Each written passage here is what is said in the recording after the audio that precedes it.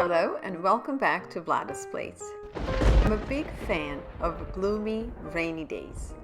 There's something in the rain that inspires me to get back to kitchen and start baking. So today I'm sharing the recipe of my layered bread. In Serbian culture, there are many different kinds of breads. And this particular recipe today happens to be a Christmas bread. My friends and my family are so fond of this bread. I was asked to make it again, and this time record the recipes. Ingredients are very simple. Like all the breads, we have some flour, yeast, sugar, salt, and warm water. So I'm going to show you how to make the dough.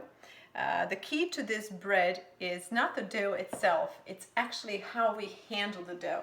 So what we're going to do, we're going to try to bring the dough to its texture where we can stretch it. We'll stretch it, and then we're going to put the olive oil in between, fold it, and bake it. Starting with the 4 cups of all-purpose flour and a tablespoon of salt, a tablespoon of dry active yeast, a teaspoon of sugar. It's a heaping teaspoon of sugar.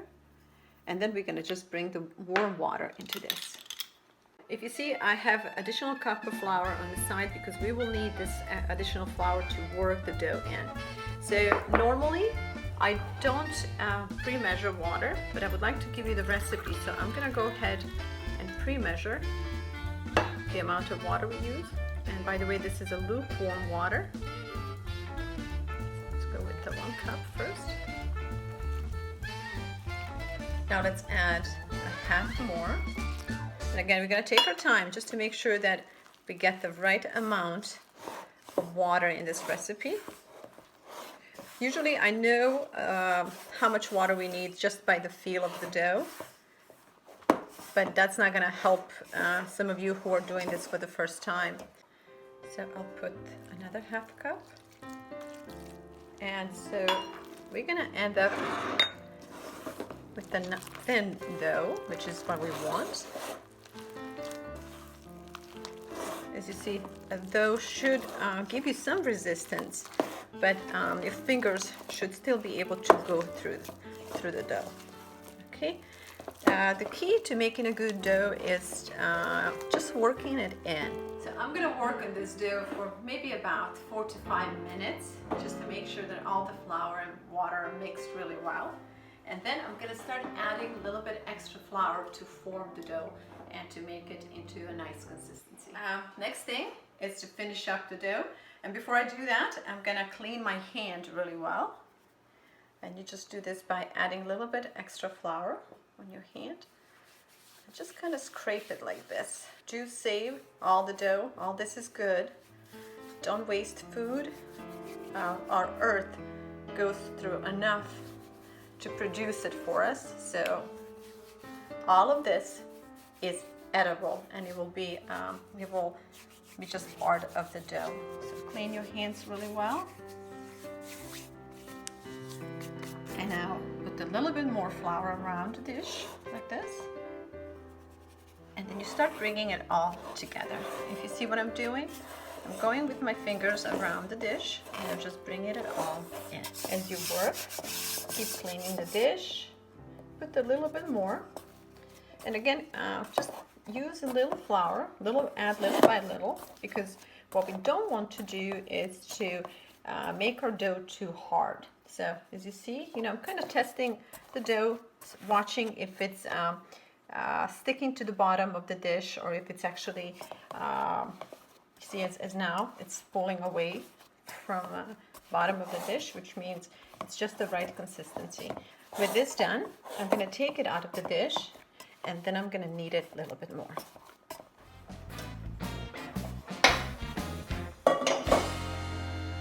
I love the smell of the dough. I love the feel of it as well. All right, you're going to need a kitchen towel like this, and we're going to put a little bit of flour.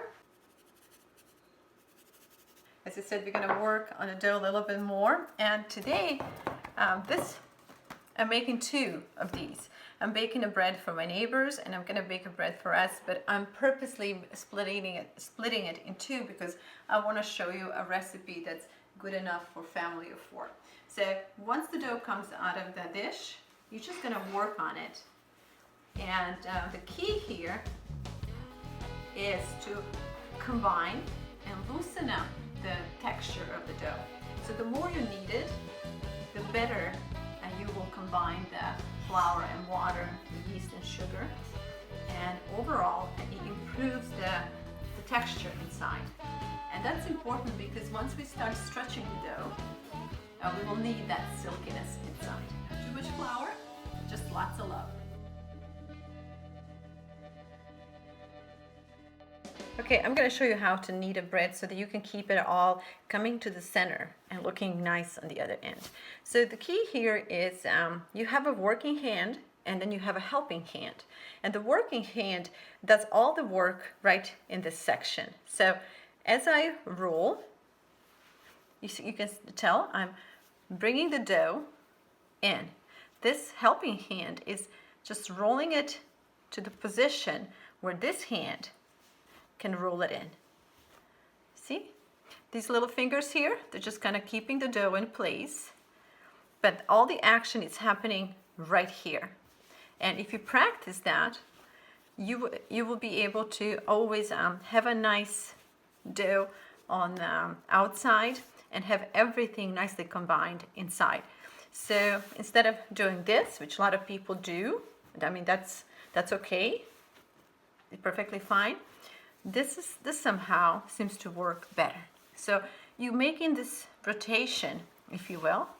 You see, left hand is bringing the dough to right hand, and the right hand is not pushing in the middle. It's actually pushing on the side, if you can see, on the side like this. And that's how you work. And once you have the control of your dough, once you learn how to do this, then you can just go around the table, pick up all the flour. See? And it becomes quite a workout. So, okay, I'm going to work on this a little bit more, and then I'm going to go back and repeat this process once again, because I'm going to make another bread for me and my kids. If you have a good flour and you do your dough well, you're going to start feeling the dough is already loosening up, but it's not quite ready yet for stretching. So what we're going to do, we're going to give it its form, if you will. Kind of set it up for what's to come. See how nice and easy it is to manage. Just set it on the towel. Make a little ridges on the edges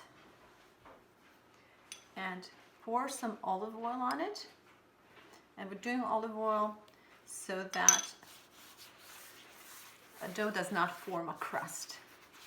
So it's basically like we're giving a little moisturizer while it rests so it doesn't dry out. Okay, we're gonna let this one rest and I'm gonna move into doing another one. While the dough is resting, we're going to set a table for the dough stretching. And for that, you're going to need a large cotton tablecloth over your table. Sprinkle it with a little flour. And we're doing this so the dough will not stick to the tablecloth. And then I'm going to show you how to do the next step. Okay, so dough is slowly getting there. So we're just going to start stretching it a little bit. It looks like a pizza dough, but it's not. Make sure we don't break it, okay? And the more we rest it, the better it will stretch. And so our goal is to stretch it really, really, really thin, and then we will fold it.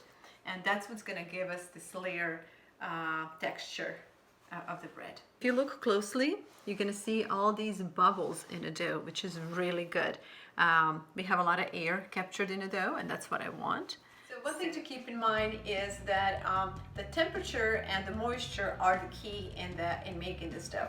So you have to have just enough moisture, and then if you have a cool day, it will take longer for the dough to let go. On a hotter day, the dough will loosen up faster, so it will be easier to stretch. So I guess what I'm trying to tell you, there's no exact timing. The right time is when you touch the dough, you try to pull, and you see the dough is letting you stretch it. So be patient. This might take a little while on your end, and you will see the difference between stretching this dough and stretching the next one, because the next one will have more time to rest, and when it rests a little bit more, it will stretch easier. So what I'm going to do right now, I'm just going to try to stretch the edges first. Okay, and then every so often I will put my hands in the middle, and I'm going to make sure the middle gets stretched as well.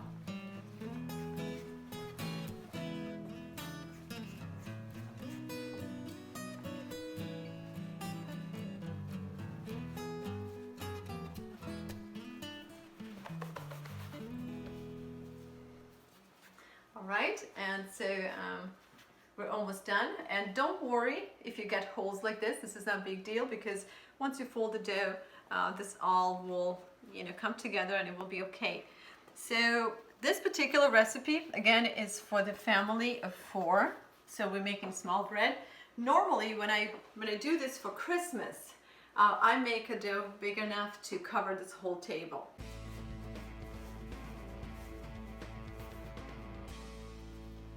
All right, once you have it stretched, we're just going to put some olive oil in between the layers.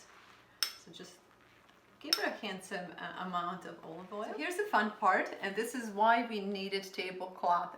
Tablecloth is here to help us fold the dough. So when you fold it, be careful and pay attention to stretch the cloth.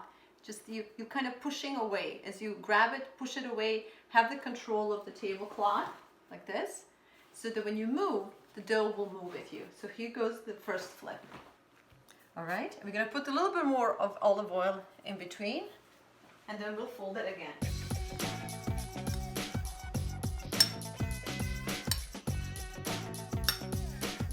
So here we go again.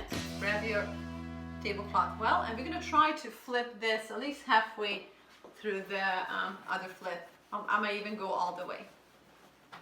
1, 2. Oh, we were lucky. We got it all the way. So, okay, add more oil. Fix the edges. Then more oil, and then we're going to continue to fold.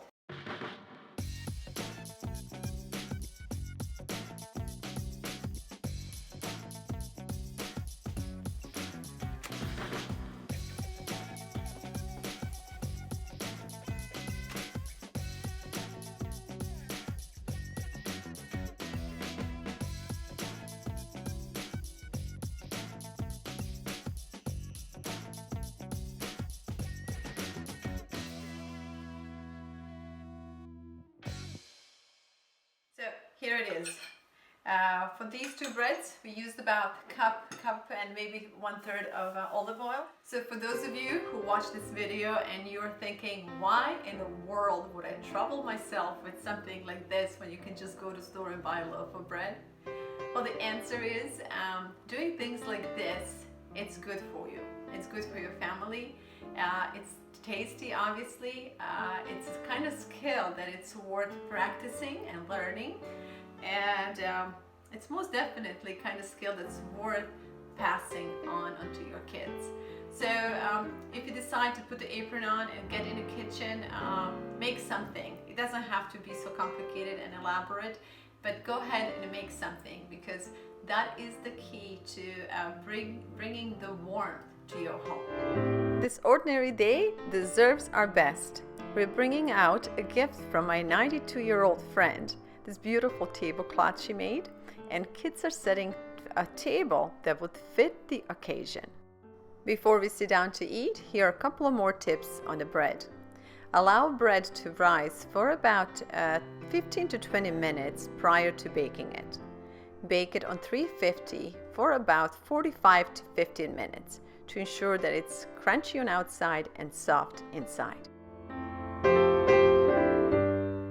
Allow at least 15 to 20 minutes for bread to cool off before you cut it.